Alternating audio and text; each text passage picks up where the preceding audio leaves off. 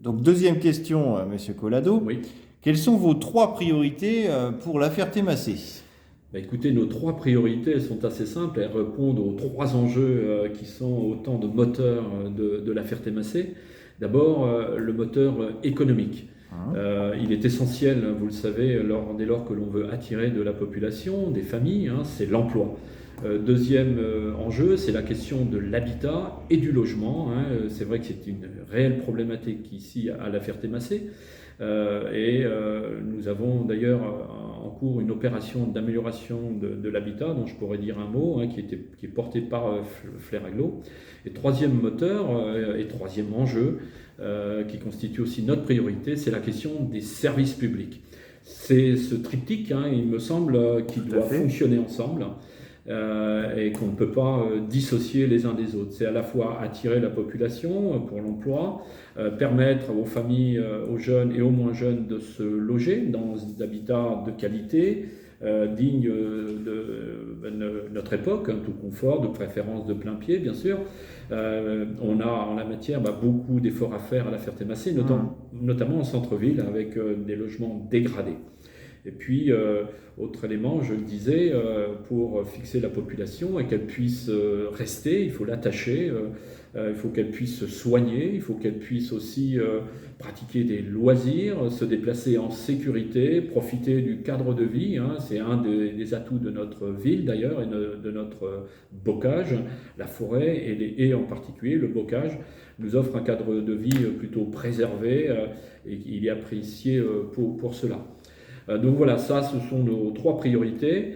Et parmi ces trois priorités, je vais développer rapidement la question de l'économie.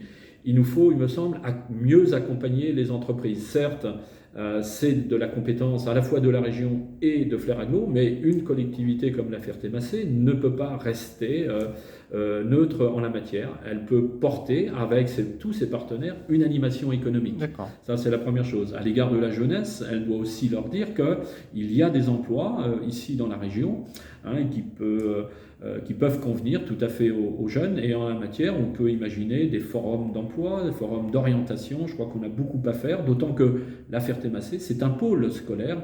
On reçoit près de 2000 jeunes chaque jour ici, de la maternelle jusqu'à la licence. Une formation. Un pôle formation qui est important, avec des écoles, deux collèges, et puis on a deux lycées professionnels, une MFR CFTA, et également un EUREA qui propose des formations générales et techniques. Et puis ensuite, sur la question du logement, je l'évoquais, et de l'habitat d'une façon générale, il nous faut porter un effort particulier, poursuivre nos efforts en la matière. L'AGLO a porté 2 opérations programmées d'amélioration d'habitat, 2 OPA. La dernière, c'est une OPA renouvellement urbain renforcé qui porte sur 164 logements, dont 44 lots de copropriété et 120 logements individuels. Donc ça, c'est un effort conséquent de 2024 jusqu'en 2029. Et enfin, il y a la question des services publics, je le disais, et notamment de l'accès aux soins. Je crois que c'est une de nos priorités également. On a un manque de médecins, en particulier de médecins généralistes.